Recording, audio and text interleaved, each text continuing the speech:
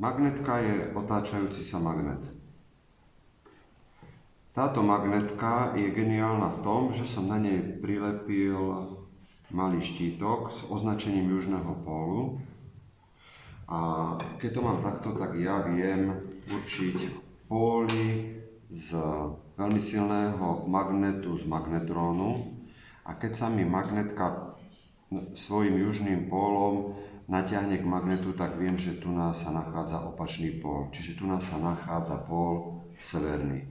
Čiže teraz je úplne jasné, že tu na tomto magnete mám z tejto strany severný pól. Keď to otočím, tak mám tam pól opačný. Nord. Sever. Pozrite, ako ich ukladám. Sever.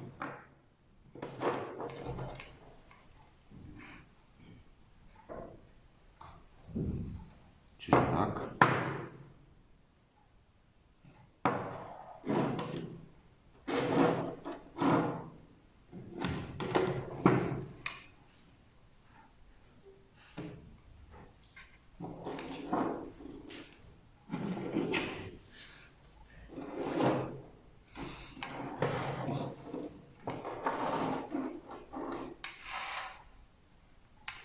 Viem, že všetky tie magnety sú dohora natočené severným pólom.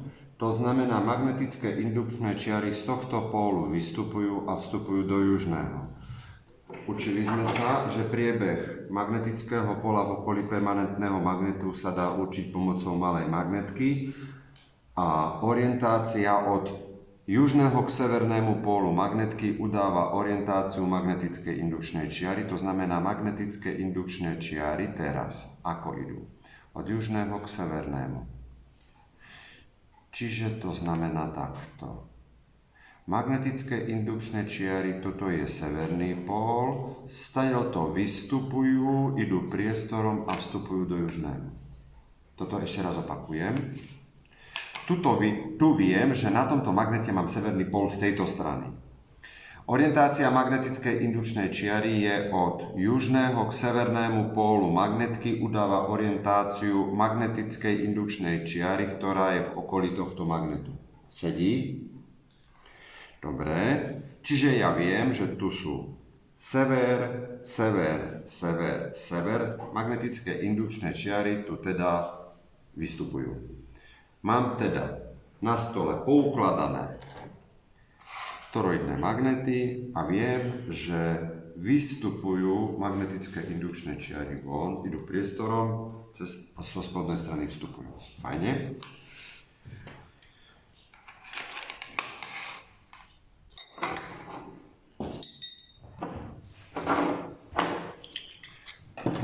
Toto budú kolejnice.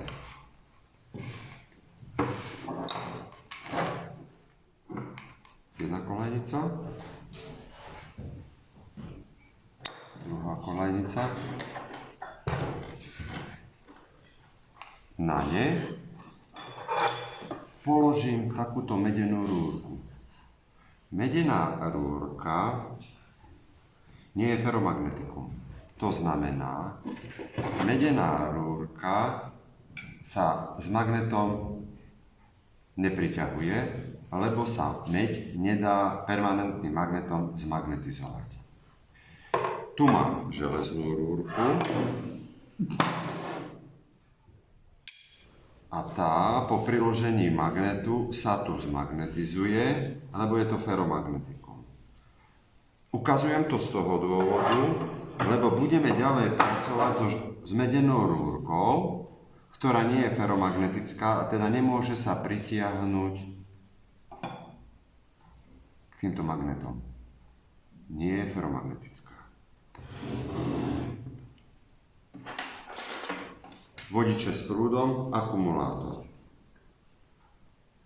Plus pól a elektrický prúd privádzam na túto kolejnicu sem Po povrchu prechádza do medenej rúrky, ďalej pokračuje ponad magnety do tejto strany.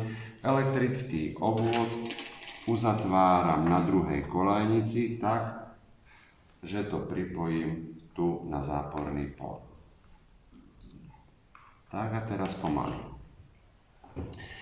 Ak ja do tejto medenej rúrky teda pustím elektrický prúd, Oersted v roku 1820 objavil, že v okolí vodiča s prúdom sa nachádza magnetické pole. Ak touto medenou rúrkou bude prechádzať jednostranný elektrický prúd, v jej okolí sa vytvára magnetické pole. Medená rúrka sa ale nachádza v magnetickom poli permanentných magnetov.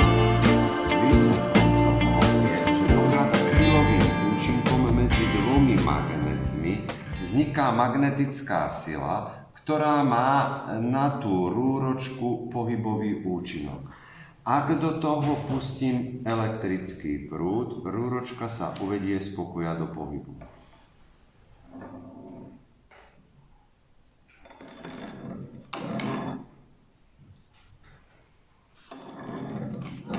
Tam bol problém, nie tu.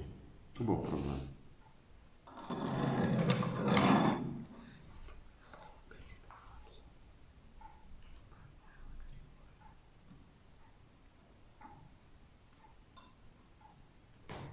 Aj tu.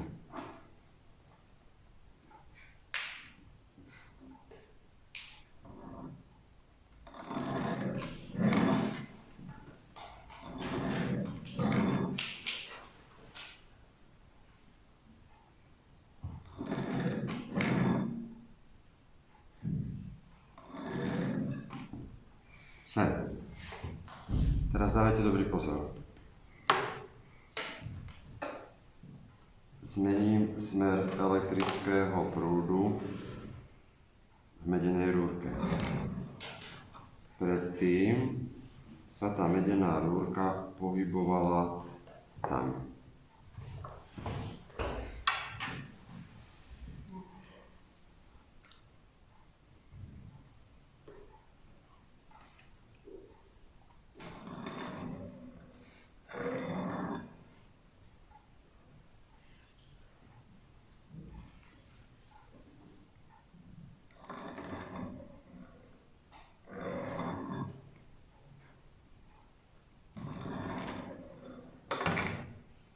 V momente, keď pustím elektrický prúd do tej medenej rúrky, vytvorí sa v okolí magnetické pole. To magnetické pole sa špeciálnym spôsobom priťahuje tak, že dojde k pohybu medenej rúrky doprava, z môjho pohľadu.